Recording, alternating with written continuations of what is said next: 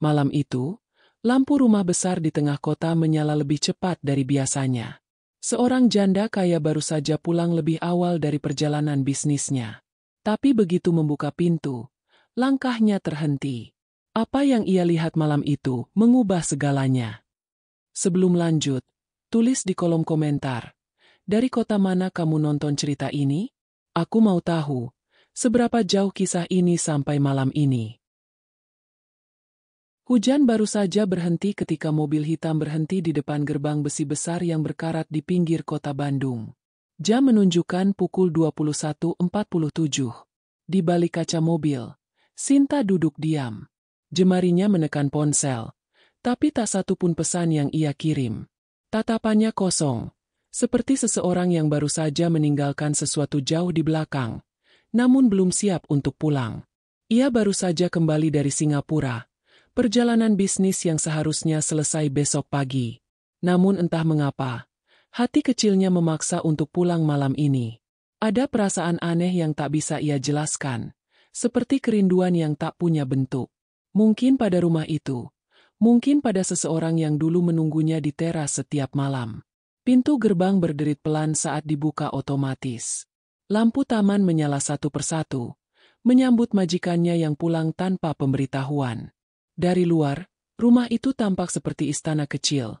Arsitektur kolonial dengan pilar putih menjulang, jendela besar dengan tirai tebal, dan taman bunga yang masih meneteskan sisa hujan. Namun di balik keindahan itu, ada sunyi yang terlalu pekat untuk disebut damai. Begitu langkahnya menginjak lantai marmer, aroma melati menyelinap lembut di udara. Wangi itu khas, wangi bunga kesukaan mendiang suaminya, Dimas. Dulu, setiap malam sebelum tidur, Dimas selalu menaruh bunga melati di kamar mereka. Tapi sejak kepergiannya 3 tahun lalu, kebiasaan itu berhenti. Sinta bahkan tak pernah membeli bunga itu lagi. Maka malam ini, mencium aromanya lagi membuat dadanya terasa sesak. "Bu, ibu sudah pulang." Suara Reni terdengar dari arah dapur.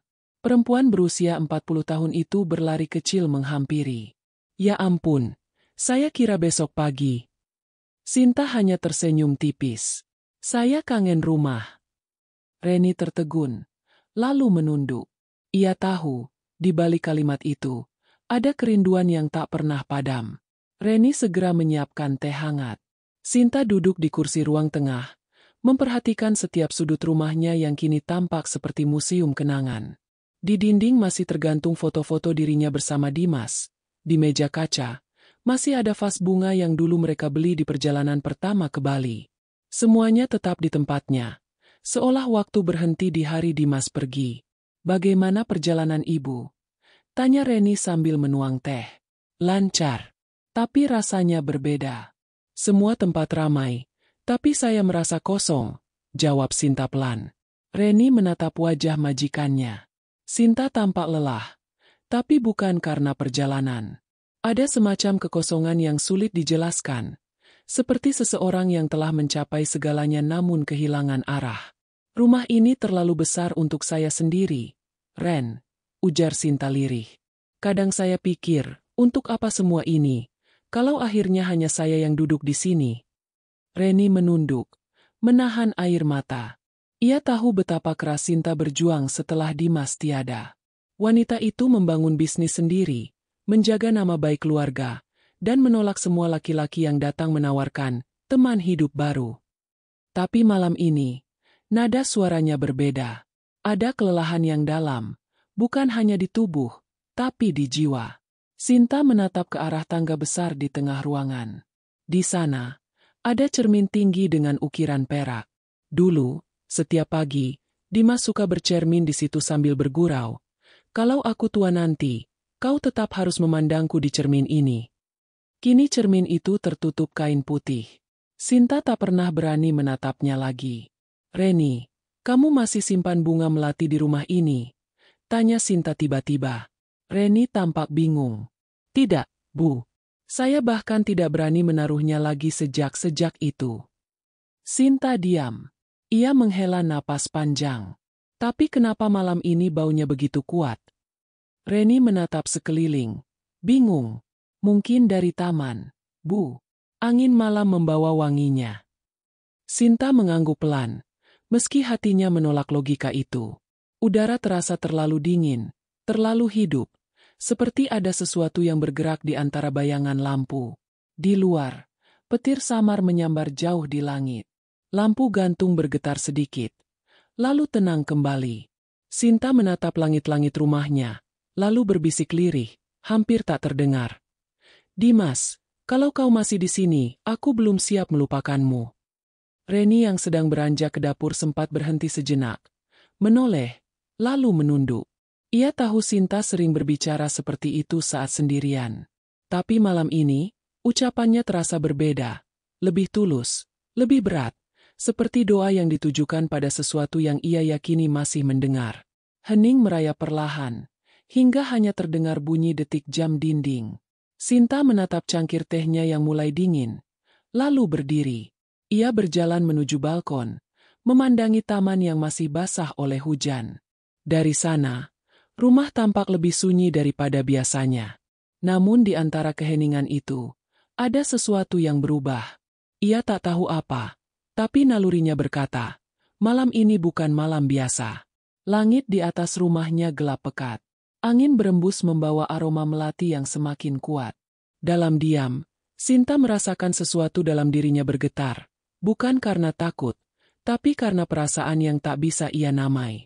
Seolah ada tangan tak kasat mata yang memanggilnya untuk melihat sesuatu.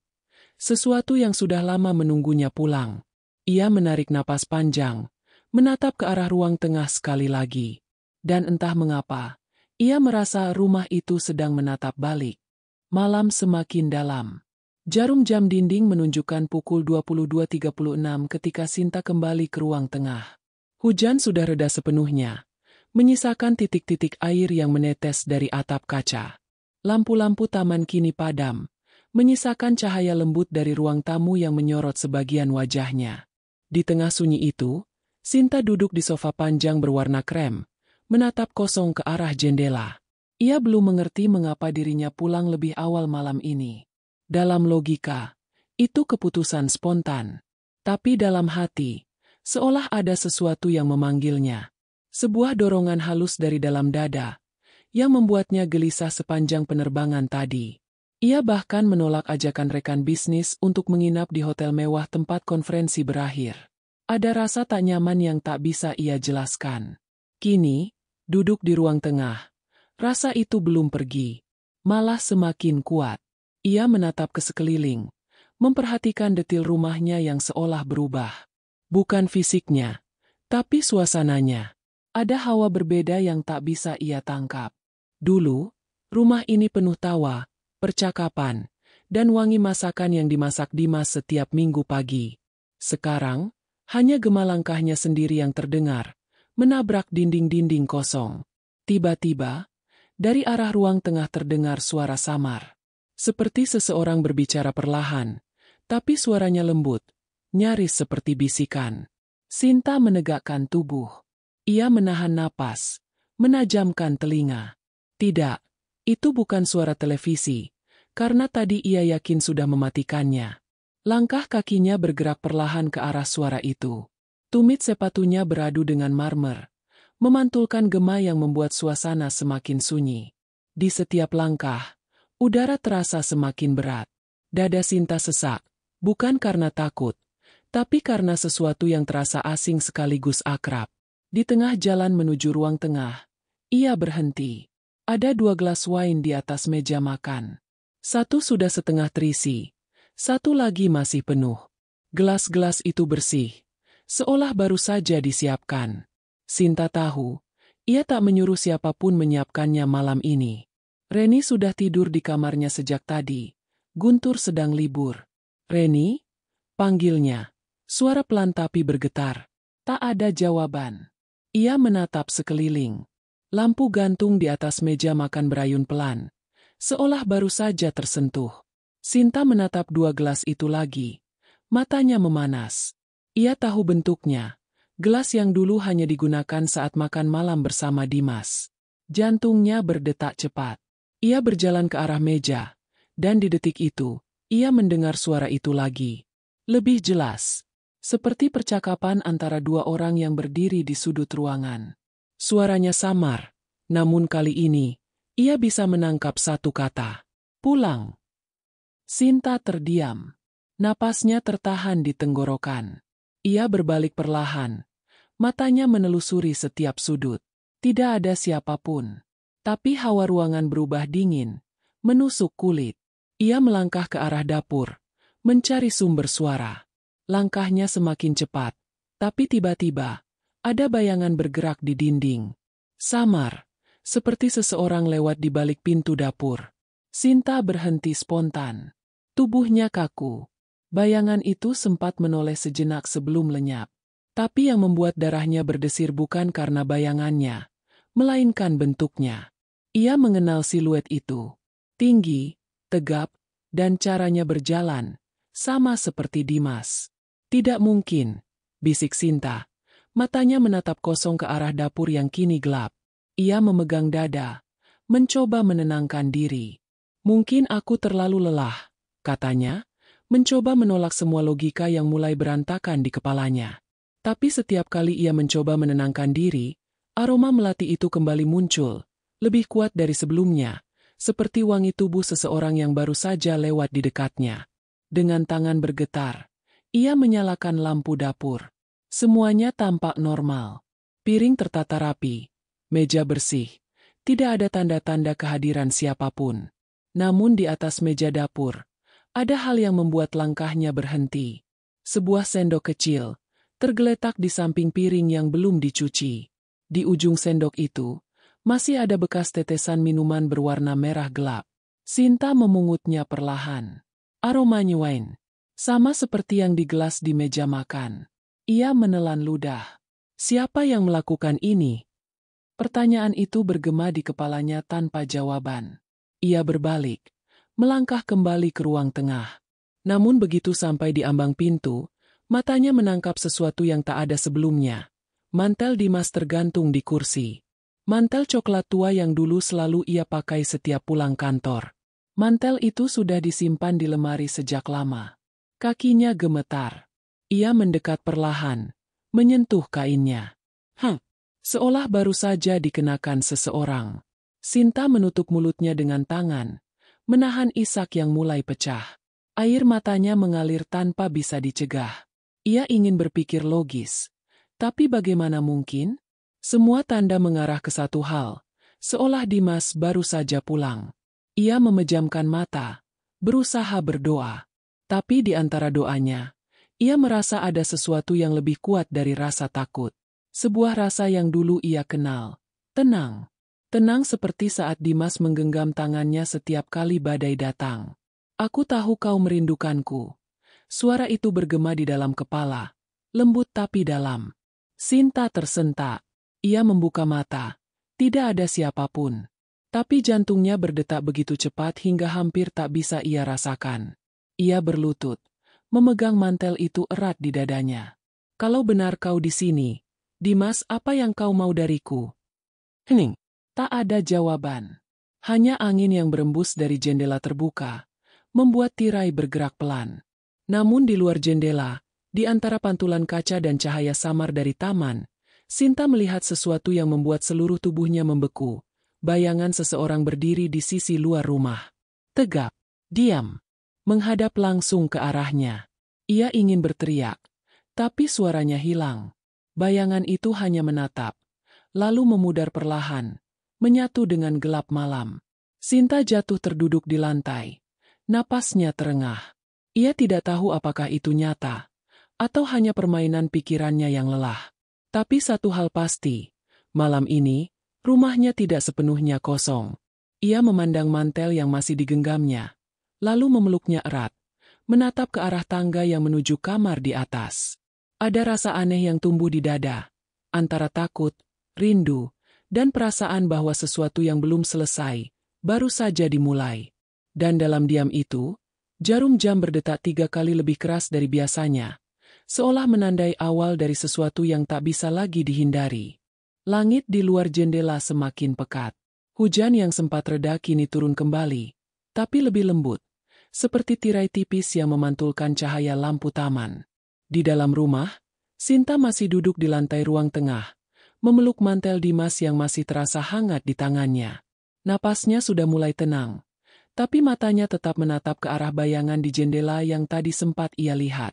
Kini bayangan itu sudah lenyap, meninggalkan pantulan dirinya sendiri yang tampak rapuh dan lelah. Ia berdiri perlahan. Tubuhnya terasa berat, tapi ada dorongan dari dalam yang membuatnya tak bisa berdiam diri. Ia merasa rumah itu sedang bernafas. Setiap detik, ia mendengar bunyi samar, gemerisik, langkah ringan, bahkan kadang seperti suara seseorang yang menghela napas panjang di belakangnya. Bukan bunyi yang menakutkan, tapi cukup untuk membuat bulu kuduknya berdiri. Lampu ruang tengah bergetar halus. Cahaya dari bohlam tua menimbulkan bayangan lembut di dinding. Dalam cahaya itu, Sinta melihat sosok dirinya di cermin besar yang berdiri di ujung ruangan. Cermin itu dulunya menjadi saksi banyak kenangan, tawa, persiapan pesta, bahkan perdebatan kecil yang berakhir dengan pelukan. Ia berjalan mendekat perlahan, langkahnya hampir tanpa suara. Kain putih yang biasanya menutupi cermin itu kini sudah terlipat rapi di lantai, seolah ada yang menurunkannya dengan sengaja. Ia tak ingat pernah menyentuhnya. Dan saat ia berdiri di depan cermin itu, sesuatu di dalam dirinya mulai bergetar. Refleksi di depannya menatap balik dengan tatapan yang aneh, lebih muda, lebih hidup. Seolah cermin itu memantulkan masa lalu, bukan kenyataan malam ini. Sinta menatap lebih lama. Ia melihat gaun putih yang dulu ia kenakan di pesta terakhir bersama Dimas. Padahal malam ini, ia hanya mengenakan setelan kasual berwarna abu-abu. Tidak mungkin, bisiknya lirih. Tapi refleksi itu tersenyum. Bukan senyum menakutkan, tapi senyum lembut yang sama seperti yang dulu diberikan Dimas kepadanya. Udara di ruangan itu berubah. Tidak lagi dingin, melainkan hangat seperti disentuh matahari sore. Namun dari kejauhan, terdengar bunyi halus seperti langkah kaki di lantai atas. Pelan, teratur. Seolah seseorang sedang berjalan dari kamar utama menuju tangga. Sinta menoleh cepat. Hatinya berdetak lebih kencang dari sebelumnya. Ia memaksa dirinya tetap tenang. "Reni?" panggilnya. Suaranya bergetar. Tak ada jawaban. Hanya bunyi langkah itu yang terus mendekat. Tapi tidak sampai ke bawah. Langkah itu berhenti di tengah tangga. Kemudian diam. Ia menatap ke arah sana, tapi tidak melihat siapapun. Hanya bayangan tangga yang terbentuk dari pantulan cahaya lampu ruang tengah. Namun anehnya, ia bisa merasakan kehadiran seseorang di sana. Bukan kehadiran asing, tapi kehadiran yang justru membuat dadanya terasa sesak oleh rindu. "Dimas," ucapnya pelan, hampir tanpa suara. Saat itu juga, wangi melati kembali menguar, lebih kuat dari sebelumnya. Hidungnya menangkap aroma yang begitu familiar. Aroma yang dulu menempel di baju Dimas setiap kali pria itu pulang kerja. Ia mengangkat wajahnya. Matanya berkaca-kaca. "Kalau benar kau ada di sini, tolong beri aku tanda." Hening. Beberapa detik berlalu tanpa apapun. Lalu tiba-tiba, lilin-lilin kecil di meja makan menyala satu persatu. Tidak ada angin, tidak ada api yang ia lihat sebelumnya. Tapi nyalanya muncul dengan urutan yang terlalu sempurna untuk disebut kebetulan. Tubuh Sinta lemas. Air matanya jatuh tanpa ia tahan. Ia tidak tahu apakah harus takut atau bahagia. Karena di antara semua rasa itu, yang paling kuat justru rasa lega. Seolah ada sesuatu di dalam rumah ini yang memang menunggu dirinya datang malam ini. Ia melangkah ke arah meja makan dengan hati-hati. Cahaya lilin membuat suasana ruangan tampak berbeda. Lebih hangat, tapi juga mengandung kesunyian yang dalam. Di atas meja, 2 gelas wine itu masih berdiri di tempat yang sama, namun kini di antara keduanya ada sebuah buku kecil berwarna hitam, terbuka di tengah halaman. Ia mengenal buku itu. Buku catatan Dimas, yang sudah lama hilang sejak pemakamannya. Dengan tangan gemetar, Sinta menyentuh halaman yang terbuka. Tulisan tangan Dimas terpampang jelas. "Rumah ini tidak akan pernah benar-benar sepi, selama kau masih menyimpan cinta di dalamnya." Tangan Sinta menutup mulut, menahan isak. Setiap huruf di buku itu terasa hidup, seperti pesan yang dikirim langsung malam ini. Ia tahu tulisan itu asli, bukan tiruan. Dimas selalu menulis dengan gaya khas, garis miring sedikit ke kanan, tinta biru tua, dan tanda titik di akhir kalimat yang lebih besar dari biasa. Dimas. Suaranya parau. Kenapa baru sekarang? Angin dari jendela berembus, meniup perlahan lembaran buku itu hingga berpindah satu halaman. Di halaman berikutnya, ada coretan lain, hanya satu kalimat pendek. Jika kau pulang lebih awal, kau akan mengerti. Sinta mundur satu langkah, menatap tulisan itu dengan campuran rasa takjub dan ketakutan. Pulang lebih awal, gumamnya. Itu kalimat yang mengingatkannya pada perjalanan tadi, dorongan aneh yang membuatnya kembali ke rumah malam ini. Jadi, semua ini sudah direncanakan? Ia berjalan mundur perlahan, tapi langkahnya terhenti saat mendengar bunyi lembut dari arah dapur. Seperti piring yang digeser pelan. Ia menoleh, tapi tak ada siapapun. Hanya tirai yang bergoyang pelan karena hembusan udara. Namun di balik tirai itu, ia menangkap kilau samar seperti bayangan seseorang berdiri diam menatapnya. Sekali lagi, tubuhnya bergetar hebat. Ia memejamkan mata, mencoba menenangkan diri. Ia menyebut nama Allah dalam hati, memohon kekuatan agar pikirannya tidak runtuh oleh perasaan yang bercampur aduk ini. Ia tahu, jika ini ujian, maka ia harus kuat. Tapi jika ini adalah panggilan, maka ia harus berani mendengarkan. Ketika ia membuka matanya kembali, semua lilin padam bersamaan. Hanya sisa asap putih yang menari di udara, berputar perlahan seperti kabut. Sinta berdiri di tengah ruang makan yang kini gelap, memeluk buku hitam itu erat di dadanya. Baiklah, bisiknya pelan. Aku di sini. Aku sudah pulang. Tunjukkan padaku apa yang sebenarnya terjadi. Lalu, di tengah kesunyian yang menelan rumah besar itu, terdengar satu langkah pelan dari arah dapur. Bukan langkah asing, tapi langkah yang pernah ia hafal selama bertahun-tahun. Langkah itu berhenti tepat di balik pintu ruang tengah, seperti menunggu izin untuk masuk. Sinta menatap ke sana tanpa berani bergerak. Hatinya bergetar hebat, bukan karena takut, tapi karena ia tahu, malam ini ia tidak sendirian lagi. Angin malam merayap lembut melalui celah jendela yang sedikit terbuka, membawa aroma hujan dan melati yang semakin pekat. Lilin-lilin di ruang makan baru saja padam, meninggalkan rumah dalam cahaya temaram dari lampu taman yang menembus lewat kaca besar. Sinta berdiri diam, tubuhnya masih gemetar, napasnya pendek. Di tangannya, buku kecil berwarna hitam itu terasa berat, bukan karena isinya, tapi karena makna di balik setiap huruf yang tertulis di dalamnya. Ia menatap sekeliling, mencari sumber dari langkah kaki yang tadi terdengar. Tak ada siapapun. Namun di dalam keheningan itu, tiba-tiba muncul sesuatu di atas meja makan. Sebuah kertas putih, entah dari mana asalnya, tergeletak di antara dua gelas wine yang masih berdiri tenang. Kertas itu tampak baru, bersih, tanpa lipatan, seolah baru saja diletakkan oleh seseorang yang tak ingin diketahui. Sinta menatapnya dari jauh beberapa saat, takut sekaligus penasaran. Akhirnya, ia melangkah mendekat perlahan.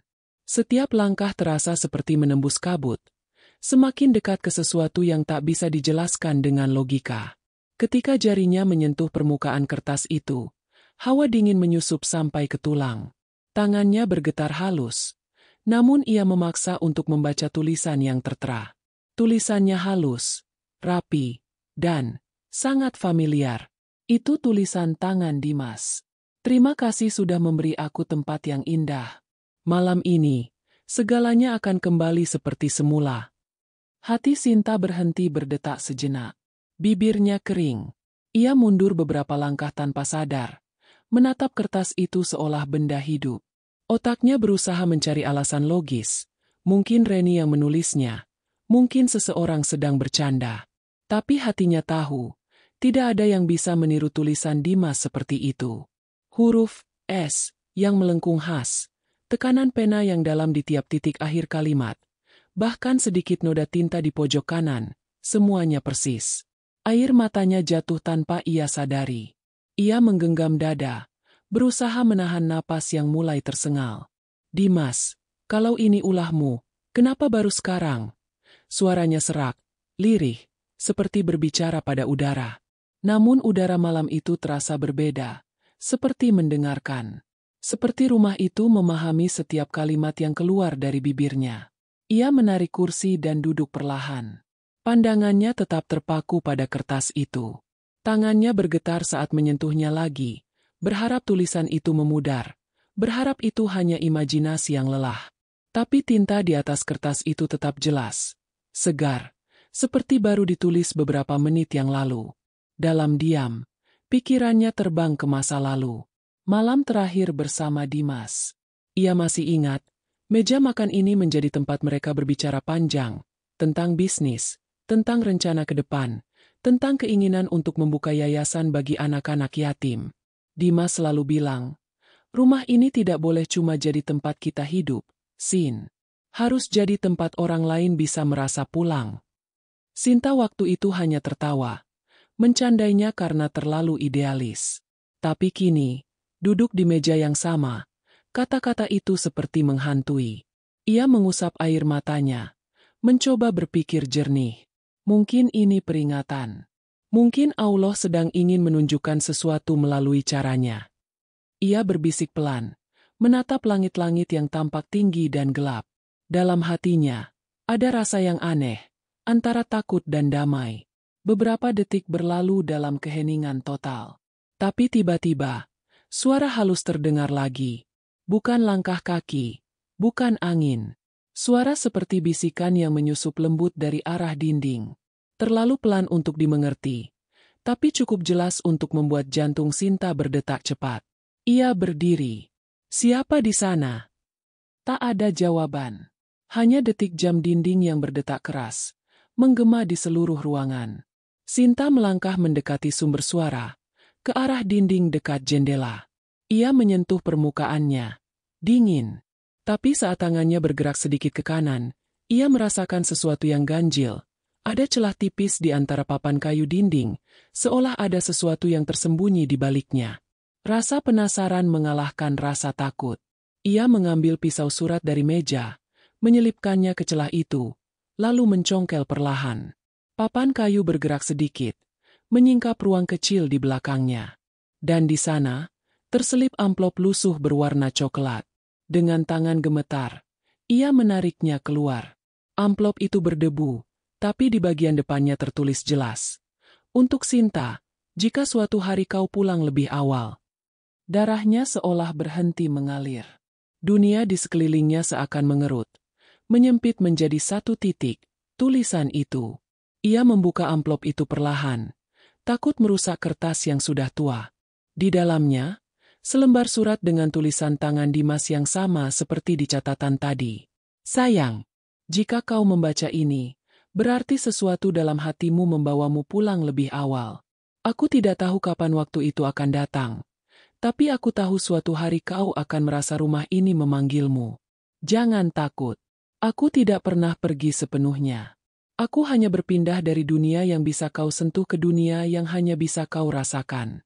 Aku janji, selama kau tetap mengingatku, rumah ini akan tetap hidup. Tapi ketika cinta berubah menjadi kesepian, maka segalanya akan memudar. Tangannya bergetar kuat. Setiap kata di surat itu menembus ke dasar jiwanya. Ia menatap baris terakhir dengan mata kabur oleh air mata. Jika malam ini kau merasa sendiri, duduklah di meja makan, di kursi tempatku biasa duduk. Lihat baik-baik, dan kau akan tahu, aku masih di sini. Sinta menatap kursi di seberangnya. Kursi itu kosong, tapi di atas permukaannya tampak bayangan samar, seperti pantulan tubuh seseorang yang duduk diam di sana. Bukan bentuk yang jelas, tapi cukup untuk membuat bulu kuduknya berdiri. Dimas. Suaranya pecah. Aku di sini. Aku dengar. Ia menutup surat itu di dadanya. Air matanya mengalir deras. Suara hujan di luar semakin deras, memukul kaca jendela dengan ritme yang anehnya terasa seirama dengan detak jantungnya. Ia merasa seperti sedang berada di antara dua dunia, satu yang masih hidup, dan satu yang tak lagi bisa disentuh. Di tengah keheningan itu, ia mendengar sesuatu jatuh dari meja.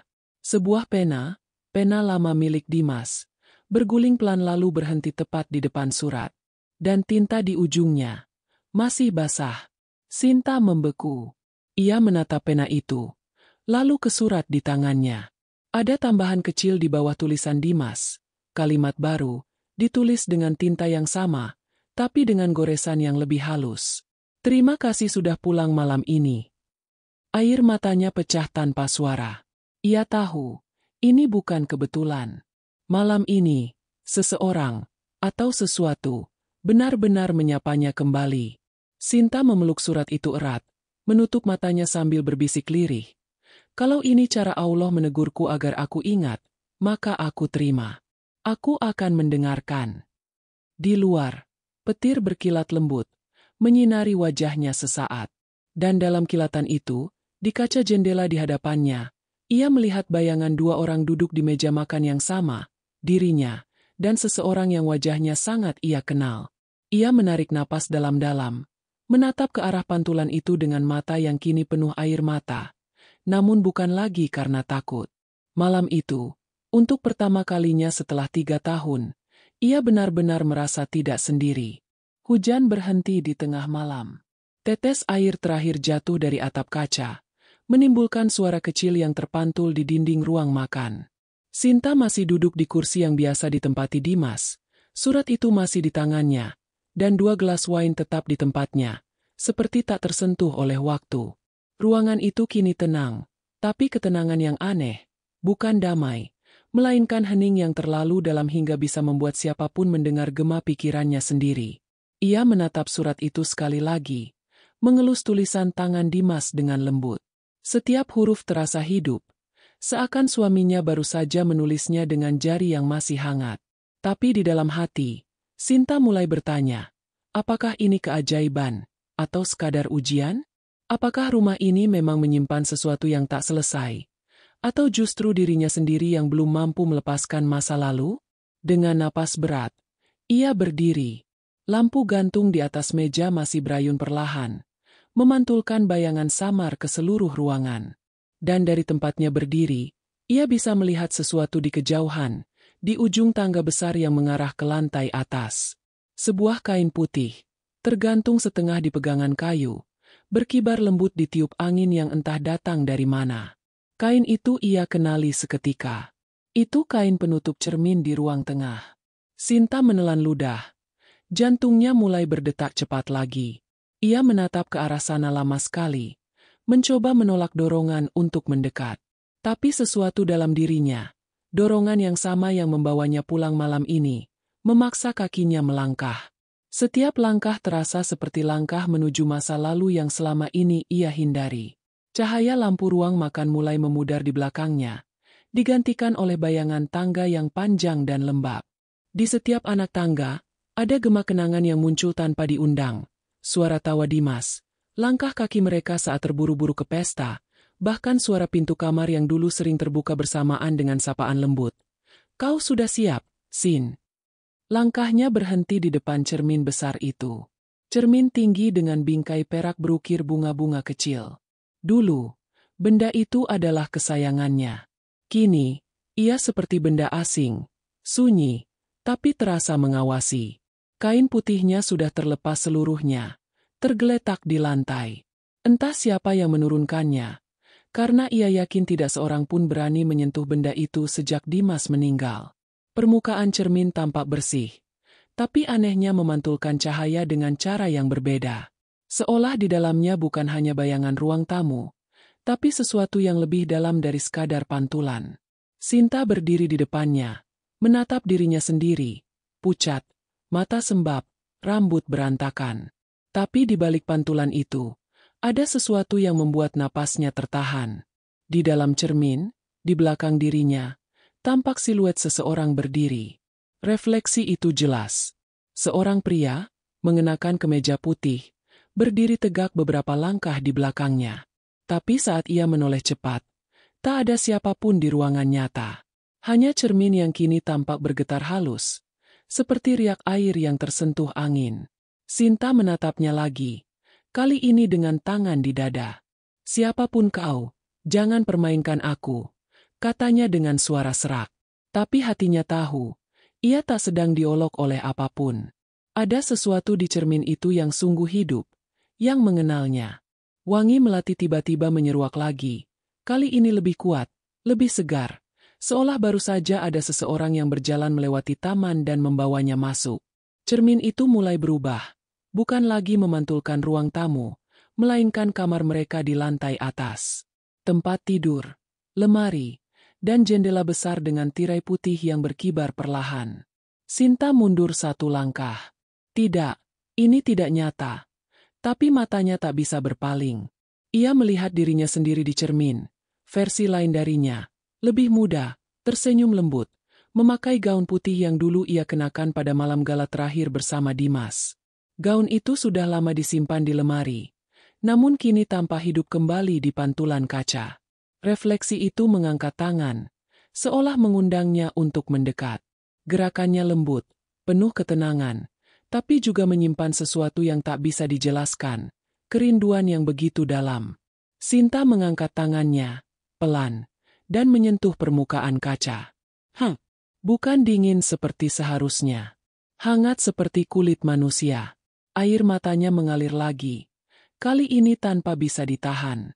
Kalau benar ini kau, Dimas, aku ingin tahu kenapa. Begitu ucapannya selesai, riak di permukaan cermin semakin jelas. Suara samar muncul, bukan dari luar, tapi dari dalam pantulan itu. Suara pria yang tenang, berat, dan lembut, nyaris berbisik. Aku tidak pergi. Kau yang menutup pintunya, Sinta. Tubuhnya kaku. Suara itu bukan hanya terdengar, tapi terasa, seperti bergema di dalam kepalanya, di dalam hatinya. Ia menatap ke arah pantulan itu dengan mata lebar. Aku tidak menutup apapun. Aku hanya mencoba bertahan, teriaknya dengan suara bergetar. Tapi refleksi dirinya yang mengenakan gaun putih itu hanya tersenyum. Senyum yang sama seperti dulu Dimas berikan saat mereka berdansa di bawah lampu gantung. Malam sebelum kecelakaan itu merenggutnya. Sinta jatuh berlutut di depan cermin. Ia merasa seluruh kenangan yang ia simpan bertahun-tahun runtuh dalam sekejap. Rasa bersalah, kehilangan, dan cinta yang belum sempat ia ucapkan semuanya berputar dalam kepalanya. Ia menunduk.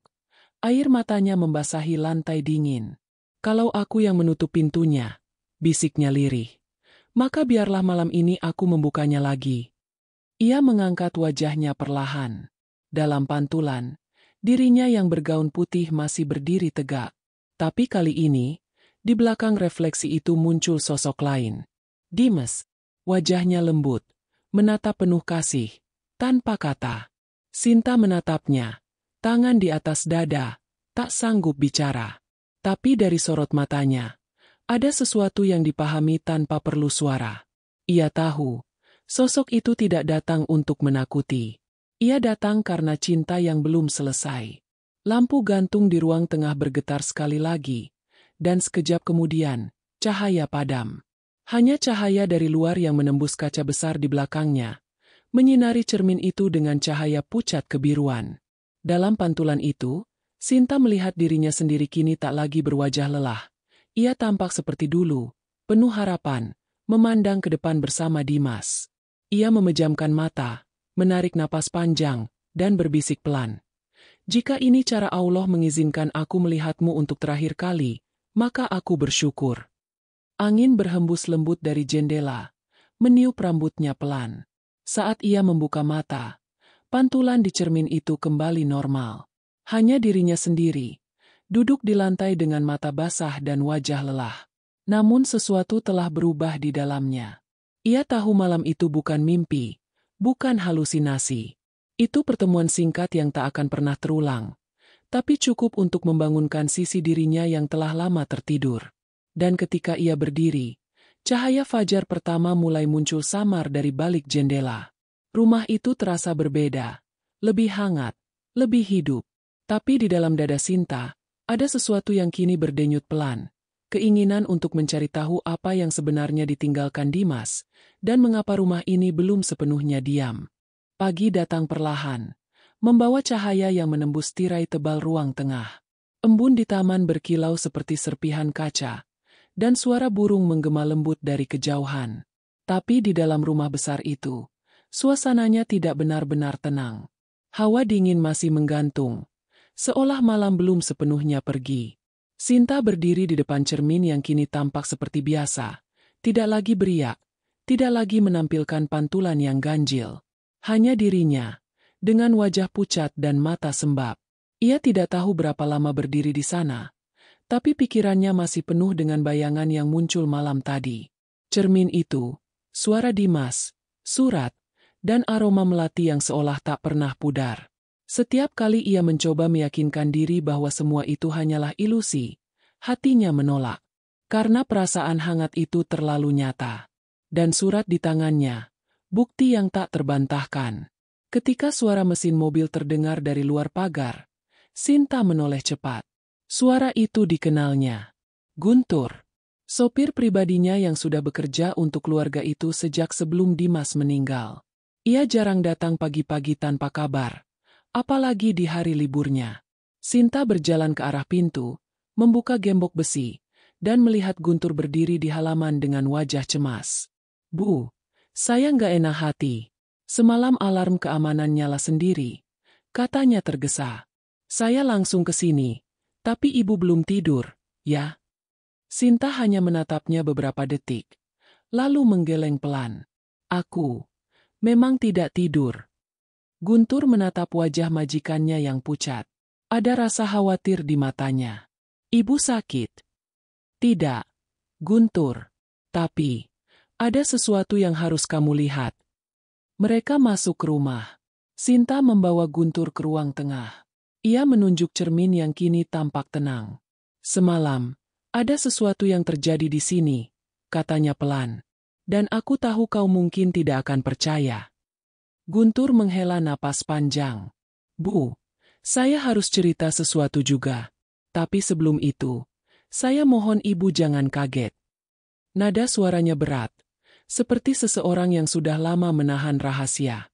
Ia duduk di sofa, menunduk lama, lalu berkata, "3 hari lalu, ada orang datang ke rumah ini. Mengaku mengenal Pak Dimas. Katanya, ia diutus untuk menyampaikan pesan terakhir. Saya pikir hanya penipu. Jadi saya usir baik-baik. Tapi waktu dia mau pergi, dia bilang satu kalimat yang bikin saya nggak bisa tenang." Sinta menatapnya tajam. "Apa yang dia bilang?" Guntur menelan ludah. "Dia bilang, katakan pada Bu Sinta, jangan tutup cermin itu terlalu lama. Di sana masih ada janji yang belum selesai." Jantung Sinta seakan berhenti. Kata-kata itu seperti menjahit langsung dengan peristiwa malam tadi. Ia menatap cermin yang kini terasa kembali hidup meski permukaannya tenang. "Orang itu siapa?" "Saya tidak tahu, Bu. Wajahnya tua, tapi tatapannya. Entah kenapa saya merasa dia tahu banyak." Saya sempat tanya, "Dari mana dia tahu tentang Bapak?" Dia cuma jawab, "Dimas pernah menitipkan sesuatu di rumah ini. Kalau waktunya tiba, istrinya akan pulang lebih awal." Sinta terdiam. Kalimat itu sama persis seperti tulisan di surat yang ia temukan semalam. Tangannya gemetar. "Guntur, kamu yakin ini terjadi 3 hari lalu?" "Ya, Bu. Saya janji tidak akan sembunyikan apapun. Tapi waktu itu saya pikir tidak penting." Ia berjalan mendekati meja makan, mengambil amplop yang masih tergeletak di sana. Ia menyerahkannya pada Guntur. "Baca ini." Guntur membuka surat itu pelan. Semakin lama ia membaca, wajahnya semakin pucat. Tangannya bahkan gemetar halus. "Bu, ini tulisan Pak Dimas. Saya hafal betul. Dulu saya sering bantu Bapak menulis laporan. Gaya hurufnya sama persis." Sinta mengangguk lemah. "Aku tahu. Aku tidak gila, Guntur. Semalam aku melihat sesuatu. Sesuatu yang bukan mimpi." Guntur menatapnya dalam diam. Lalu, setelah beberapa detik, ia berkata dengan suara berat, "Bu, boleh saya jujur?" "Tentu. Katakan." "Saya percaya, arwah orang baik tidak sepenuhnya pergi sebelum niatnya selesai. Saya tahu ibu tidak suka hal mistik, tapi saya pernah dengar dari Pak Dimas sendiri, tentang proyek yang beliau rahasiakan. Beliau bilang hanya akan memberitahu kalau semua sudah siap. Tapi setelah beliau meninggal, saya menemukan map kosong di mobilnya, tanpa isi. Cuma satu tulisan kecil di pojok. Untuk Sinta, jika rumah ini memanggilnya kembali. Sinta menatap kosong ke lantai. Suara guntur menggema di kepalanya seperti gema masa lalu yang baru saja bangun dari tidur panjang. Jadi selama ini, rumah ini memang menyimpan sesuatu. Mungkin, Bu, tapi bukan rahasia buruk. Saya percaya ini sesuatu yang Bapak ingin Ibu tahu sendiri. Hening menyelimuti ruangan. Angin kembali masuk dari jendela, membuat tirai bergerak lembut. Di sela suara daun bergesekan, terdengar seperti bisikan kecil. Bukan suara guntur, bukan suara Sinta, tapi seolah dinding rumah itu sendiri berbicara. Sinta menatap cermin itu lagi. Wajahnya memantul di sana, tapi di balik pantulan itu, ia merasa ada sesuatu yang berdenyut. Bukan makhluk halus, bukan bayangan, tapi kenangan yang bernafas, menunggu untuk dihidupkan kembali. Ia berjalan mendekat, sementara Guntur hanya menatap dengan napas tertahan. Bu, jangan dekat-dekat, nanti Ibu. Tidak apa-apa, Guntur. Aku harus tahu. Ia berdiri tepat di depan cermin. Dimas, ucapnya pelan. Jika ini tentang sesuatu yang kau tinggalkan untukku, tunjukkan jalannya. Udara di sekitar cermin berubah. Suhu menurun beberapa derajat. Tapi cahaya pagi yang masuk melalui jendela memantul di permukaannya, membentuk cahaya keperakan yang menyilaukan mata. Guntur spontan menunduk. Tapi Sinta tetap berdiri tegak. Dalam cahaya itu, ia melihat sekilas bayangan tangan pria menyentuh bahunya dari belakang pantulan. Refleksi itu hanya berlangsung sekejap, tapi cukup untuk membuat matanya basah. Aku tidak akan lari lagi, bisiknya. Kalau ini tentang janji yang belum selesai, aku akan menepatinya untukmu. Guntur menghampiri, menahan bahunya perlahan. Bu, mungkin ini tanda, tapi Ibu jangan tanggung sendiri. Saya ikut bantu. Saya janji.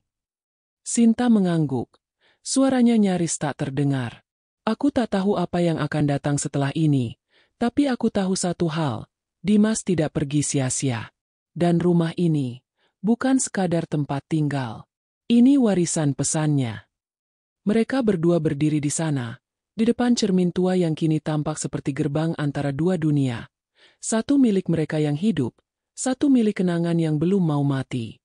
Angin terakhir pagi itu berhembus lembut, membawa wangi melati yang begitu kuat hingga Sinta menutup mata. Dalam hatinya, ia tahu sesuatu telah bergerak, bukan hanya di rumah itu, tapi di dalam dirinya sendiri. Sebuah rahasia lama baru saja membuka pintu pertamanya, dan kini, tak ada jalan untuk mundur. Pagi berganti siang, tapi rumah besar itu tetap diselimuti kesunyian yang tak biasa. Cahaya matahari menembus kaca besar ruang tengah, memantul di lantai marmer yang dingin, sementara aroma melati, yang entah mengapa kini seperti menjadi bagian dari udara rumah itu, masih samar-samar tercium. Sinta duduk di kursi ruang makan dengan pandangan kosong, amplop surat dan buku hitam Dimas tergeletak di depannya. Matanya sayu, seolah semalaman tak beristirahat. Ia memandangi cermin besar di seberang ruangan, yang kini tampak seperti benda biasa, tak berkilau, tak bergerak. Tapi bagi Sinta, cermin itu tidak akan pernah sama lagi. Ia tahu, di balik pantulan tenang itu ada sesuatu yang masih hidup. Entah kenangan, entah pesan yang belum selesai. Langkah pelan terdengar dari arah dapur. Reni muncul sambil membawa nampan berisi secangkir kopi. Wajahnya tampak pucat, matanya sembab. Ibu belum makan apapun sejak tadi pagi, ucapnya dengan suara pelan. Saya buatkan kopi panas. Ya, Bu. Sinta tidak menjawab. Ia hanya menatap kopi itu beberapa detik, lalu berkata lirih. Reni, semalam kamu mendengar sesuatu. Reni berhenti. Tangannya gemetar sedikit saat menaruh cangkir di atas meja. Ia menunduk. Saya tidak berani bilang, Bu. Sinta menatapnya. Tajam tapi lembut. Katakan saja. Aku sudah tahu banyak hal yang tak masuk akal semalam. Tapi aku butuh kejujuranmu sekarang. Air mata tiba-tiba jatuh di pipi Reni. Ia menutup mulutnya, menahan isak. Maaf, Bu. Saya cuma ingin Ibu tenang. Saya tidak tahu semua ini jadi begini. Sinta berdiri perlahan, mendekatinya. Kamu melakukan sesuatu, Reni? Reni menunduk semakin dalam. Iya, Bu. 3 hari lalu, saya panggil seseorang ke rumah. Seorang spiritualis dari daerah pinggiran. Saya pikir rumah ini terlalu sunyi, terlalu berat. Setiap malam saya dengar langkah-langkah dari atas. Dan saya takut. Saya cuma ingin membersihkan energi buruk, supaya Ibu bisa tidur nyenyak kalau pulang. Sinta terdiam lama. Kata-kata Reni menembus dadanya seperti sesuatu yang lembut tapi menusuk.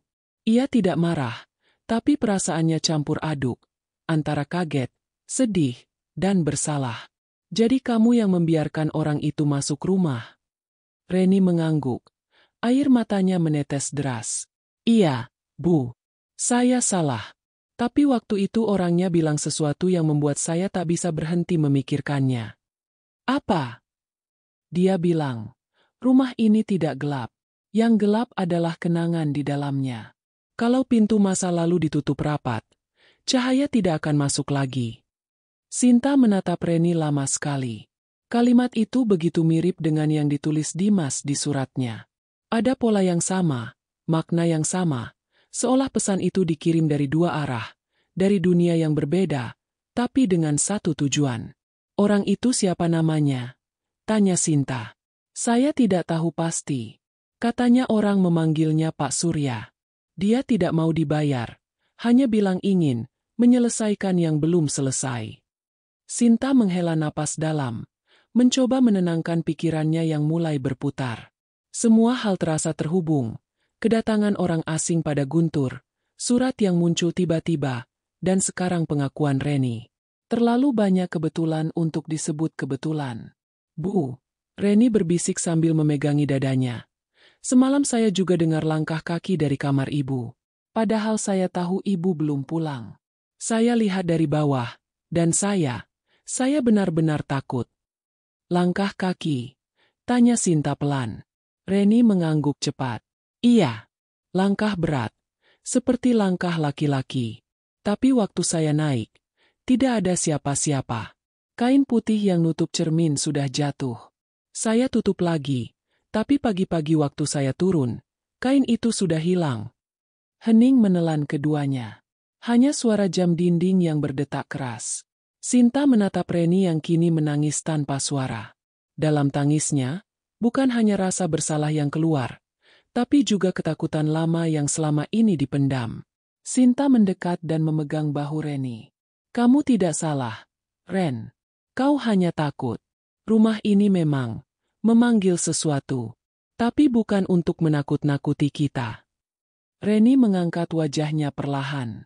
Tapi kenapa saya merasa seperti ada yang mengawasi setiap malam, Bu? Kadang dari jendela, kadang dari arah tangga.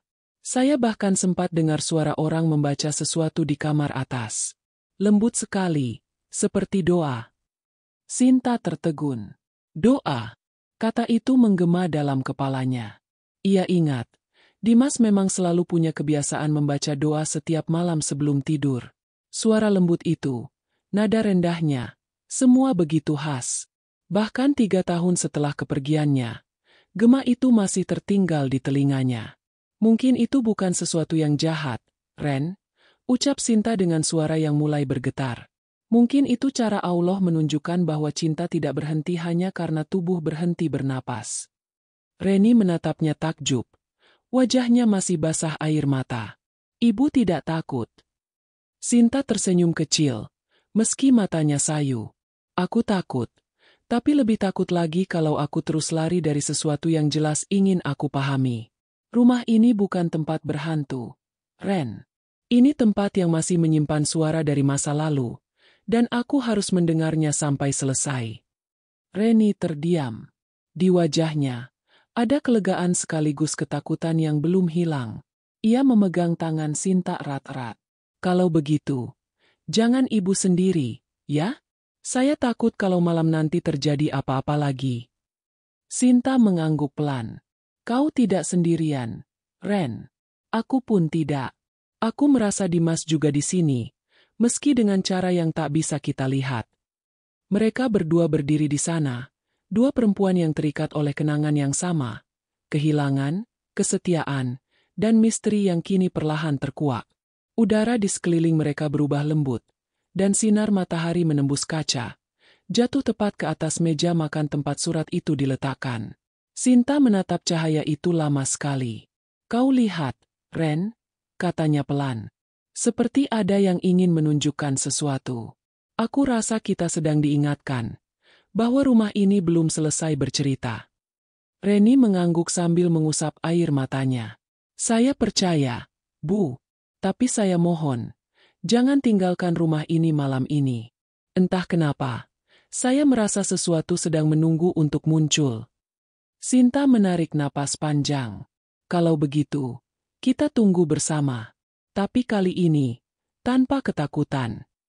Mereka saling berpandangan, dan untuk pertama kalinya setelah sekian lama, Sinta tidak merasa benar-benar sendiri di rumah itu. Meski udara masih berat dan kenangan masih berputar seperti bayangan di dinding, ada secercah kekuatan baru yang tumbuh, keyakinan bahwa mungkin, apapun yang sedang terjadi, bukan untuk menghantui, melainkan untuk menyembuhkan. Dan ketika suara jam berdentang 2 kali menandakan siang yang sempurna, Sinta menatap cermin besar di ujung ruangan sekali lagi. Di permukaannya, sekilas tampak cahaya kecil yang berkilau seperti serpihan matahari. Ia tidak tahu apakah itu pantulan atau pertanda, tapi hatinya tahu, perjalanan ini belum selesai. Namun kini, ia sudah siap melangkah lebih dalam, tanpa lagi menutup mata oleh rasa takut. Siang telah bergeser menuju sore. Sinar matahari yang menembus jendela rumah Sinta kini mulai melembut, memantulkan warna keemasan di dinding dan lantai marmer yang dingin. Suasana rumah tampak tenang dari luar, namun di dalamnya, hati Sinta terus bergolak. Sejak Reni mengaku memanggil spiritualis dan Guntur menceritakan kedatangan orang asing 3 hari lalu, pikirannya seperti tak berhenti berputar. Semua tanda, semua kejadian, seolah mengarah pada satu pesan besar yang belum tersampaikan. Sinta duduk di ruang kerjanya. Meja besar dari kayu jati itu masih sama seperti dulu saat Dimas menggunakannya untuk menandatangani kontrak dan menulis catatan pribadi. Ia membelai permukaannya perlahan, mengingat bagaimana Dimas dulu sering bekerja hingga larut malam, dengan wajah tenang dan segelas kopi di sebelah kanan tangannya. Kau selalu bilang, semua hal besar dimulai dari niat kecil yang tulus. Gumamnya pelan, suaranya nyaris tak terdengar. Ia membuka salah satu laci meja. Di dalamnya tersusun rapi berbagai berkas, surat, dan map lama. Sebagian besar adalah dokumen bisnis yang tak lagi digunakan. Tapi di bawah tumpukan map biru, matanya menangkap sesuatu yang berbeda. Sebuah amplop kusam berwarna coklat muda, tanpa cap, tanpa alamat, tapi dengan tulisan tangan yang langsung membuat napasnya tertahan. Untuk Sinta, jika suatu hari aku tak bisa menemuimu. Tangannya bergetar halus saat meraih amplop itu. Kertasnya terasa kaku, namun di ujungnya masih ada bekas sidik tinta, seperti seseorang menandatanganinya dalam keadaan tergesa. Ia membuka lipatannya perlahan. Di dalamnya, bukan hanya selembar surat, melainkan juga beberapa kertas tebal berisi cap notaris dan tanda tangan saksi. Sinta menarik napas panjang. Ini, surat wasiat. Namun anehnya, ia ingat bahwa Dimas sudah meninggalkan surat wasiat yang resmi, dan semua isi harta telah diselesaikan secara hukum 3 tahun lalu. Tapi lembaran ini berbeda. Di bagian atas tertulis, surat wasiat tambahan. Tulisannya jelas menggunakan tinta hitam yang sudah sedikit memudar. Dengan hati-hati, Sinta membaca isi halaman pertama.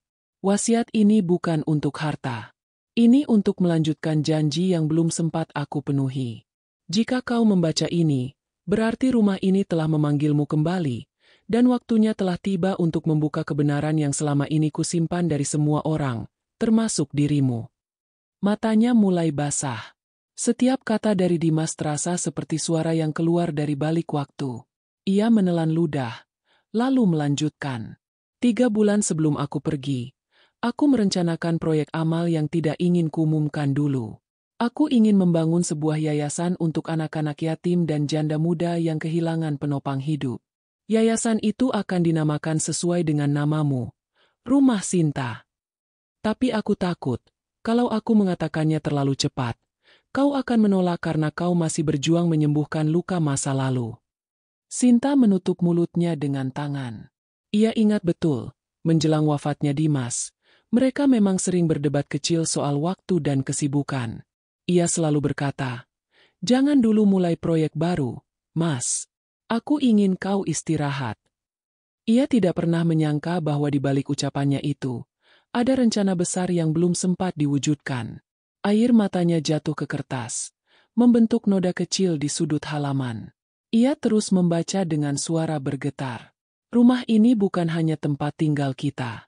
Aku membangun fondasinya dengan harapan suatu hari akan menjadi tempat yang memberi arti bagi banyak orang. Ada satu ruangan di lantai atas, di belakang lemari besar, tempat semua berkas rencana yayasan itu kusimpan. Aku tak ingin siapapun tahu, kecuali kau. Aku percaya, hanya kau yang bisa meneruskan niat baik ini tanpa pamrih. Jika suatu hari kau merasakan rumah ini hidup lagi, jangan takut. Itu tandaku untukmu, bahwa waktunya sudah tiba. Sinta menjatuhkan surat itu ke meja, menutup wajah dengan kedua tangan. Dimas, semua ini selama ini di sini, di rumah ini. Isaknya pecah di tengah hening ruangan. Reni yang sejak tadi menyiapkan teh di dapur, mendengar suara tangisan itu dan segera menghampiri. Bu, ibu kenapa? Sinta menunjuk surat di atas meja tanpa bicara. Reni membaca cepat, lalu menatap Sinta dengan mata melebar. Jadi selama ini, Pak Dimas, menyembunyikan proyek amal. Sinta mengangguk pelan. Dia ingin menamainya Rumah Sinta. Aku bahkan tak tahu sedikit pun. Reni duduk di kursi seberang, matanya juga berkaca-kaca. Bu, mungkin inilah alasan kenapa semua kejadian aneh itu muncul lagi. Mungkin ini bukan arwah yang gentayangan, tapi pesan. Rumah ini memang ingin bicara. Sinta menatap lembaran surat itu lama sekali. Di bagian bawah halaman terakhir, tertulis satu paragraf pendek yang terasa mengguncang hatinya. Jika suatu hari kau merasa kehilangan arah, jangan minta petunjuk pada dunia, tapi pada hatimu sendiri. Sebab di sanalah Allah menyimpan suara yang paling jujur. Dan jika aku tak bisa kembali menemanimu, ketahuilah aku tetap di sisimu dalam bentuk niat baik yang belum selesai. Ia menutup surat itu dengan perlahan, menahan air mata yang terus mengalir. Kata, niat baik yang belum selesai, terngiang di kepalanya seperti gema lembut. Ia merasa seolah semua kepingan mulai tersambung, cermin yang menampakkan masa lalu, surat yang tiba-tiba muncul, dan aroma melati yang tak pernah pudar. Semua itu bukan sekadar kenangan. Itu panggilan. Reni memegang tangannya, hangat dan penuh rasa haru. Bu, mungkin inilah saatnya ibu melanjutkan yang beliau mulai. Sinta menatap jendela. Cahaya sore jatuh ke wajahnya, membuat matanya berkilau seperti menahan api kecil. Iya, Ren. Aku tidak akan biarkan warisan ini hilang begitu saja. Suaranya lembut, tapi tegas. Seolah ia baru saja menemukan kekuatan yang telah lama terkubur. Ia berdiri dan berjalan menuju tangga, tapi langkahnya terhenti sejenak di depan ruang tengah, di mana cermin besar itu berdiri. Kali ini, pantulannya tidak menakutkan. Ia melihat dirinya sendiri berdiri tegak, kuat, dengan mata yang tidak lagi dipenuhi ketakutan. Di belakang pantulan itu, ia nyaris melihat bayangan samar seorang pria tersenyum lembut, lalu memudar pelan. Sinta mengangguk pelan, berbisik lirih. Aku mengerti sekarang, Mas. Rumah ini bukan ingin menahanku, tapi menuntunku. Reni berdiri di belakangnya, menatap dengan takjub. Apa yang ibu lihat? Sinta tersenyum samar. Sebuah izin, untuk memulai lagi. Cahaya sore perlahan memudar, meninggalkan warna oranye di dinding. Surat di tangannya kini terasa ringan, seperti beban yang akhirnya berubah menjadi arah. Dan di rumah besar itu, untuk pertama kalinya setelah bertahun-tahun, udara terasa hidup kembali, seolah Dimas, dengan caranya yang lembut, masih menjaga mereka dari balik dunia yang tak bisa dijelaskan. Namun di balik kelegaan itu, ada sesuatu yang masih menggantung di hati Sinta. Surat itu menyebut sebuah ruangan tersembunyi di lantai atas, di balik lemari besar, tempat berkas rencana yayasan disimpan. Ia tahu, itu adalah langkah berikutnya. Tapi untuk malam ini, ia hanya berdiri diam, menatap surat itu sambil berbisik pelan. Terima kasih, Dimas. Aku sudah menemukan alasanku untuk tetap tinggal. Dan di kejauhan, samar-samar, angin membawa kembali wangi melati yang lembut. Seperti tanda bahwa seseorang, entah dari mana, sedang tersenyum lega. Senja turun perlahan, membawa cahaya jingga yang membias di kaca-kaca besar rumah peninggalan Dimas. Langit berwarna tembaga, dan bayangan pepohonan di taman bergoyang lembut diterpa angin sore. Rumah itu tampak damai dari luar, tenang, seolah menutup hari dengan syukur. Tapi di dalam, ketenangan itu seperti hanya selapis tipis yang menutupi sesuatu yang jauh lebih dalam. Kesadaran, penyesalan, dan akhirnya, penerimaan. Sinta berdiri di depan tangga besar yang menuju lantai atas. Di tangannya masih tergenggam surat wasiat tambahan Dimas yang baru siang tadi ia temukan. Kata-kata suaminya terus terputar dalam pikirannya. Jika rumah ini terasa hidup, itu karena aku belum sempat menyelesaikan janji terakhirku. Kalimat itu kini terasa seperti undangan. Undangan untuk menutup lingkar yang selama ini terbuka. Langkah-langkahnya pelan tapi mantap. Setiap anak tangga yang diinjak seperti berbunyi lembut. Mengantarnya menuju ruang yang selama ini ia hindari, kamar mereka. Pintu kayu di ujung koridor masih sama seperti dulu. Cat putihnya sedikit mengelupas. Gagangnya dingin saat disentuh. Saat ia memutar kenop dan pintu terbuka, udara hangat menerpa wajahnya. Wangi melati kembali muncul, samar tapi nyata. Kamar itu tampak seolah waktu berhenti di sana. Tirai putih bergoyang lembut, tempat tidur tertata rapi. Dan di meja samping masih ada foto mereka berdua saat menghadiri gala pertama mereka bersama. Sinta tersenyum kecil, menelusuri bingkai foto itu dengan ujung jarinya. Kau memang tidak pernah benar-benar pergi, ya, Mas? Bisiknya. Ia berjalan ke arah lemari besar di sisi kanan ruangan, lemari yang disebut dalam surat Dimas. Dari luar tampak biasa, tapi saat ia dorong sedikit, terdengar suara klik halus di sisi dalam. Ternyata ada celah tersembunyi di belakangnya. Dengan tenaga pelan, ia menggeser lemari itu beberapa sentimeter. Debu jatuh dari atasnya, dan di baliknya terlihat pintu kecil dari kayu tua. Tangannya gemetar saat meraih gagang pintu itu. Ia menariknya perlahan, dan ruangan sempit di baliknya terbuka. Bau kayu tua dan kertas memenuhi udara. Di dalam ruangan itu terdapat rak-rak kecil yang berisi map, buku catatan, dan satu kotak kayu berukir halus bertuliskan huruf RS, singkatan dari rumah Sinta. Air matanya menetes begitu melihat kotak itu. Ia duduk bersimpuh, membuka tutupnya, dan menemukan berkas-berkas dengan logo yayasan yang belum sempat terdaftar. Ada rencana desain bangunan, proposal donasi, dan daftar nama anak-anak dari panti asuhan yang dulu pernah mereka kunjungi bersama. Semua tertata rapi, seolah menunggu waktu yang tepat untuk ditemukan. Sinta menatap semuanya dengan perasaan campur aduk, haru, penyesalan, tapi juga kebanggaan. Kau menyimpan semua ini sendirian, Dimas, katanya lirih. Kau menyiapkannya bukan untukmu, tapi untukku, untuk kita. Ia mengambil satu map, membukanya, dan menemukan surat pendek lain di dalamnya. Surat tanpa tanggal, tapi dengan tulisan tangan yang sama, sedikit goyah di akhir kalimat. Sinta, jika kau sampai di sini, berarti kau sudah berani membuka yang selama ini tertutup. Aku tahu kau kuat, tapi aku juga tahu kekuatanmu sering membuatmu menutup diri dari rasa sedih. Aku ingin kau menangis malam ini, bukan karena kehilangan, tapi karena akhirnya bisa memaafkan segalanya, termasuk dirimu sendiri. Sinta menutup surat itu di dada. Air matanya jatuh deras. Tapi kali ini bukan air mata duka. Tangisnya lirih, tulus, dan terasa seperti pelepasan. Ia menangis untuk semua hal yang tak sempat dikatakan, untuk semua waktu yang tak bisa diulang, dan untuk cinta yang ternyata tak pernah padam. Langit di luar semakin gelap. Reni muncul di ambang pintu, menatap majikannya dengan wajah cemas. "Bu, ibu dari tadi di atas saja. Guntur sudah pulang. Makan malam sudah siap." Sinta menoleh, tersenyum lembut. "Tidak usah disiapkan, Ren.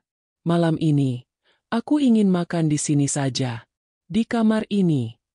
Reni menatap bingung, tapi mengangguk. "Baik, Bu. Saya bantu siapkan." Beberapa saat kemudian, meja kecil di kamar itu tertata rapi. 2 piring, 2 gelas wine yang sama seperti semalam, dan sebatang lilin di tengah. Reni menatap pemandangan itu dengan ragu. "Bu, ini seperti..." Sinta memotong dengan senyum tenang. "Seperti dulu, Ren. Aku hanya ingin satu malam terakhir mengenang semuanya." Ketika Reni turun untuk memberi mereka privasi, Sinta duduk di kursi menghadap lilin. Ia menatap kursi di seberangnya, kursi yang dulu selalu ditempati Dimas setiap makan malam. Ia meletakkan surat itu di meja, lalu menuangkan wine ke 2 gelas. "Untuk kita," ucapnya pelan. "Untuk janji yang akhirnya kutemukan kembali." Angin lembut masuk dari jendela, meniup nyala lilin hingga bergoyang. Dan saat itu, ia melihat sesuatu di kursi seberang. Samar, tapi jelas. Siluet seorang pria duduk diam di sana, tersenyum tenang, seperti dulu. Sinta menatapnya tanpa gentar. Air matanya jatuh, tapi bibirnya tersenyum. "Aku tidak takut lagi." Siluet itu tidak bicara, hanya mengangguk pelan, seolah memberi restu. Cahaya lilin menari di antara mereka, menyatukan 2 dunia dalam kesunyian yang hangat. Sinta menutup mata, merasakan kedamaian menyelubungi seluruh tubuhnya. Dalam hati, ia berbisik, "Terima kasih, Mas. Aku sudah menemukan makna dari kepergianmu." Beberapa menit kemudian, lampu-lampu di luar rumah meredup, dan hanya cahaya lilin yang tersisa. Sinta memejamkan mata, tenggelam dalam doa. Ia berterima kasih kepada Allah atas cinta yang tidak pernah hilang, atas kesempatan untuk menebus waktu yang tertinggal. Malam itu, rumah besar itu benar-benar hidup. Udara di dalamnya berubah hangat, tirai bergoyang perlahan, dan aroma melati semakin kuat. Bukan lagi wangi yang menakutkan, tapi wangi yang menenangkan. Seolah rumah itu, untuk pertama kalinya setelah bertahun-tahun, bisa bernafas lega. Reni yang kembali ke kamar itu sejam kemudian tertegun melihat pemandangan di hadapannya. Sinta tertidur di kursinya, dengan senyum tenang di wajah dan surat Dimas tergenggam di dada. Lilin di meja hampir padam, dan di gelas seberang, sisa wine masih bergetar, seperti baru saja disentuh seseorang. Reni menutup mulut, menahan air mata yang tiba-tiba jatuh. Ia tidak tahu apa yang sebenarnya terjadi malam itu, tapi satu hal pasti, ketenangan di wajah Sinta bukan ketenangan manusia yang lelah, melainkan seseorang yang akhirnya berdamai dengan segalanya. Di luar, langit malam kembali bersih. Angin membawa aroma melati yang menyebar ke seluruh taman. Dan di dalam rumah itu, untuk pertama kalinya sejak 3 tahun lalu, tidak ada lagi rasa kehilangan. Yang tersisa hanyalah kedamaian yang mengalir lembut, seperti bisikan cinta yang akhirnya pulang ke tempatnya semula. Fajar datang perlahan, menembus tirai putih kamar yang masih beraroma melati. Cahaya lembut pagi membelai wajah Sinta yang tertidur di kursinya, dengan senyum tenang yang tidak lagi menyimpan beban. Reni berdiri di ambang pintu, memegang nampan kecil berisi teh hangat yang sudah dingin. Matanya masih sembab karena malam panjang penuh tangis dan doa. Ia tidak berani membangunkan majikannya, hanya berdiri di sana, menatap sosok perempuan yang selama ini ia kagumi karena kekuatan dan kelembutannya. Suara kicau burung di luar terdengar jelas, dan sinar mentari semakin kuat menyoroti meja makan kecil di tengah kamar. Di sana, 2 gelas wine masih berdiri sejajar.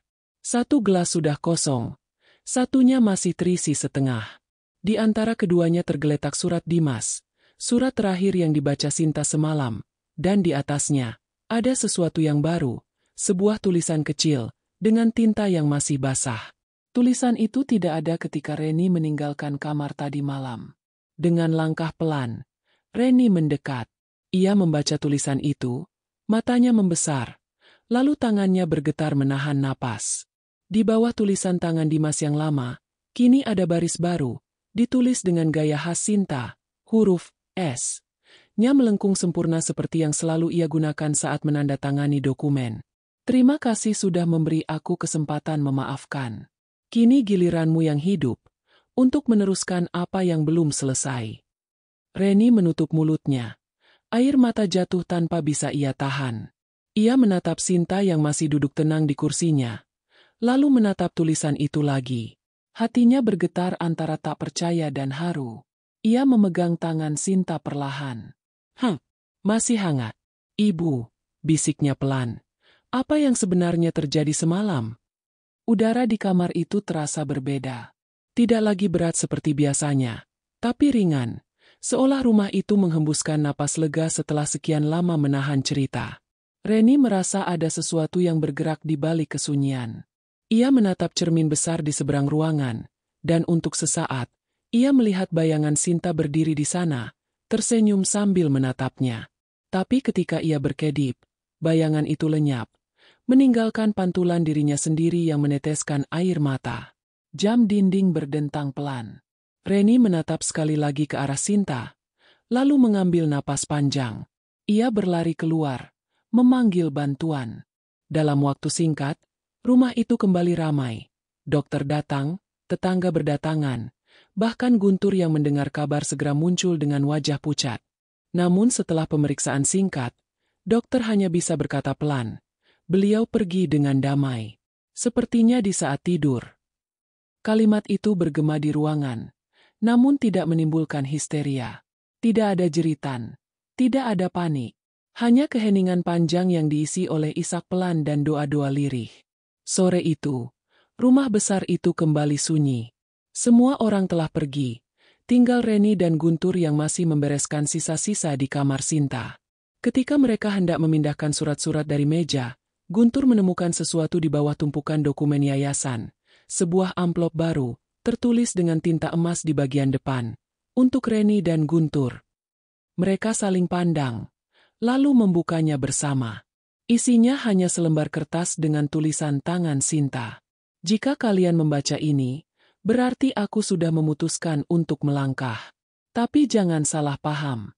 Aku tidak meninggalkan apapun. Aku hanya meneruskan sesuatu yang tertunda. Aku akan pergi, tapi bukan untuk menghilang. Aku akan hidup dengan nama baru, di tempat yang sudah Dimas siapkan. Rumah Sinta akan dimulai dari sana. Tolong jaga rumah ini seperti dulu kalian menjagaku. Aku percaya pada kalian berdua. Seperti aku percaya pada janji Allah bahwa cinta sejati tak pernah mati, ia hanya berubah bentuk. Reni terisak keras, sementara Guntur terdiam dengan mata berkaca-kaca. Jadi, ibu tidak benar-benar pergi. Gumamnya. Reni menggeleng, meski air matanya terus mengalir. Tidak, Pak. Ibu memilih cara lain untuk hidup. Beberapa hari kemudian, surat kabar lokal menulis berita kecil di halaman tengah. Seorang dermawan misterius membuka yayasan amal di pinggiran kota, membantu puluhan anak yatim dan perempuan kehilangan tempat tinggal. Yayasan itu dinamai Rumah Sinta. Tidak ada foto pendiri, tidak ada nama jelas, hanya tanda tangan kecil di bawahnya, SS. Reni membaca berita itu di beranda rumah sambil menatap taman yang kini kembali harum dengan bunga melati. Ia tahu itu bukan kebetulan. Bunga-bunga itu dulu tidak pernah tumbuh di sana, tapi sejak malam terakhir, tanah di sekitar rumah seperti subur kembali. Setiap pagi, embun memantulkan cahaya matahari yang jatuh di atas kelopaknya, seolah ada kehidupan baru yang tumbuh dari kenangan lama. Guntur datang membawa secangkir kopi. Rumah ini sekarang terasa berbeda. Ya, Ren. Reni mengangguk pelan. Iya, Pak. Seperti ada yang terus menjaganya. Ia menatap ruang tengah, di mana cermin besar itu berdiri tegak seperti penjaga waktu. Sekilas, ia melihat sesuatu dalam pantulannya. Dua bayangan berdiri berdampingan, saling menggenggam tangan. Ia tersenyum. Beliau bahagia sekarang. Hari berganti minggu, dan rumah itu perlahan kembali hidup. Anak-anak dari yayasan sering datang berkunjung, menanam bunga di taman, bermain di teras, dan tertawa lepas tanpa tahu kisah di balik tempat itu. Tapi setiap kali matahari sore menyentuh dinding, Reni selalu merasa seolah seseorang berdiri di balik cahaya, mengawasi dengan senyum lembut, senyum yang dulu ia lihat setiap hari di wajah majikannya. Suatu malam, ketika Reni sedang menutup jendela, ia menemukan sesuatu di meja makan, satu lembar kertas kecil, seperti catatan yang ditiup angin ke dalam rumah. Tulisan di atasnya halus, rapi, dan baru. Terima kasih sudah menjaga rumah ini. Aku tak pernah pergi jauh. Rumah ini akan selalu hidup selama ada yang mengingatnya. Jangan lupa, semua yang dimulai dengan cinta akan selalu kembali pada cinta. Reni menatap tulisan itu lama sekali, lalu menatap keluar jendela. Di langit, bintang-bintang bersinar terang, dan wangi melati kembali memenuhi udara malam. Ia menutup matanya, membisikkan doa lirih. Semoga Allah memelukmu dengan damai, Bu, dimanapun ibu berada. Angin bertiup lembut, menggerakkan tirai, dan di balik pantulan jendela, seolah ia melihat sekilas sosok perempuan bergaun putih berjalan menjauh di taman, menoleh sejenak, tersenyum, lalu perlahan menghilang di balik cahaya bulan. Dan malam itu, untuk pertama kalinya dalam waktu yang sangat lama, rumah itu tidak lagi terasa kosong. Karena meskipun tubuh bisa pergi, cinta yang tulus akan selalu menemukan jalannya pulang.